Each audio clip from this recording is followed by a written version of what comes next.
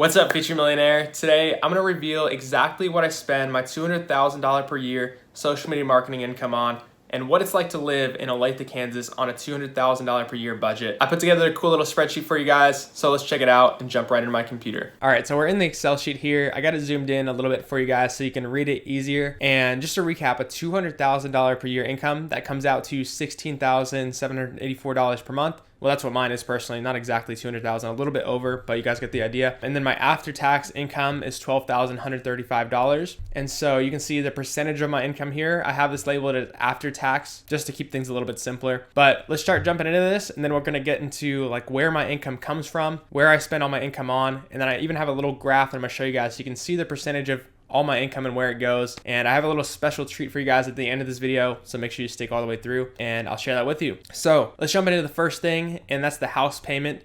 Here in Kansas, I pay $2,500 per month for my house. That includes HOA fees. So my mortgage itself, it's a 30-year mortgage on a $400,000 house, and for the mortgage itself, I pay around $2,300. Earlier this year, I was paying $2,700 because I had a 6-point-something% interest rate. It was terrible, so I had that refinanced, and now I'm saving $500 per month and paying $2,500 per month on the house payment. Electricity and water, pretty standard. Each of those are $100. Gas, $40. We have like a fireplace, stuff like that, and some small like heating, whatever. Cleaners, so we don't have any cleaners right now because of the coronavirus situation, but usually we'll have cleaners come once a week or once every other week to help us out with the cleaning, stuff like that. It's super helpful. And that brings the total to the house and utilities to $2,740. And as far as percentage of income, that's 22%. Pretty normal, I feel like, maybe a little bit low, which is a good thing, of course. You want to keep it as low as possible. So now onto the personal expenses. And one thing to keep in mind with these expenses actually that I forgot to mention, these are expenses for me and my wife. So this is actually for two people and our two dogs, of course. So that's a really important thing to keep in mind when we're talking about this stuff. So with that, our phones together come out to $100 per month. Gym, $40 per month about. Haircuts, and my wife doing her hair, $114 per month. Massage for me, $70 per month. YouTube Red, well, that's actually, I don't think it's called YouTube Red. It's actually called YouTube Premium, and that's for like no ads and stuff. That is a necessity. I should probably really be considering that a business expense. That's not really a personal expense as much. And then Amazon Prime, of course, everybody pretty much has that. That brings the personal expenses out to $345 per month, and they're about 2 to 3% of income. And now we jump into the health insurance, and this is a big one, being self-employed. That does kind of suck. My health insurance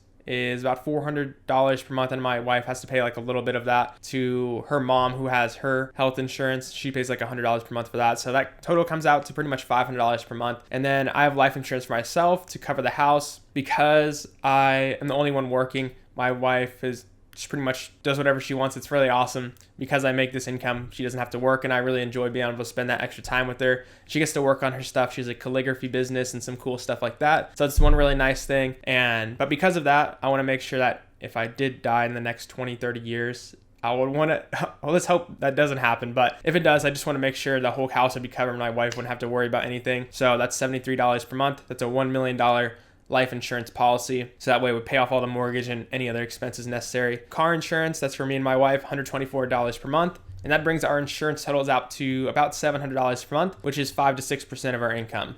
Now, on to grocery and supplies. Spend about $500 per month on the grocery store per month. Contacts, so in my eyes, instead of glasses, I wear contacts. So I just feel it's a little bit more convenient. Now, I really want to get LASIK eye surgery, but it's like $5,000-$6,000 for the best of the best. So I needed to really do that, to be honest. But for now, I'm just still sticking with the contacts. I'm excited for that LASIK eye surgery, so I don't have to deal with putting in contacts every morning and taking them out. It's kind of a hassle, but whatever. It's better than glasses in my opinion. Oops, messing stuff up over here.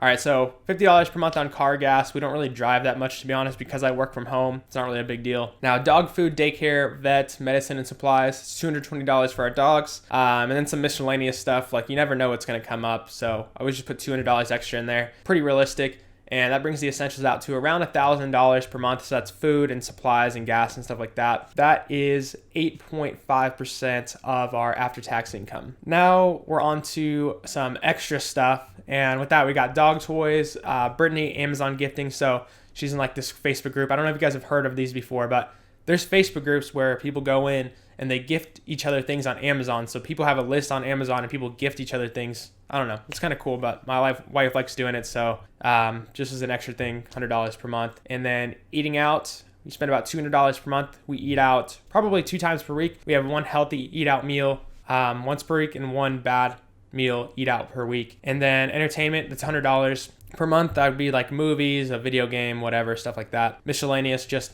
like random little extra stuff if we want to buy some extra stuff. You know what happens. And that brings the extras out to $645 and about 5% of our income. So right now we got the vacation. We save pretty much $1,000 per month of that. Go every 3 months. So we spend around $3,000, $4,000 per vacation. That brings that out to 8.24% of the income. And then the final biggest percentage of income is investments. And I have some more down below that I'm going to show you in here in a second. So if you guys saw my last video, I started investing $1,000 per month in a long-term investment fund. So that way I can replace that insurance in the future, because as you know, as you get older, life insurance increases. And so I want to pretty much replace that $1 million life insurance policy with investments. So I'm starting to invest $1,000 per month automatically into some index funds. And so you can see this is $5,000. So let's scroll down a little bit here. And the rest of that comes from the rest of the income, which is $4,684 outside of all these other things. And for that, that's just business investments and savings. So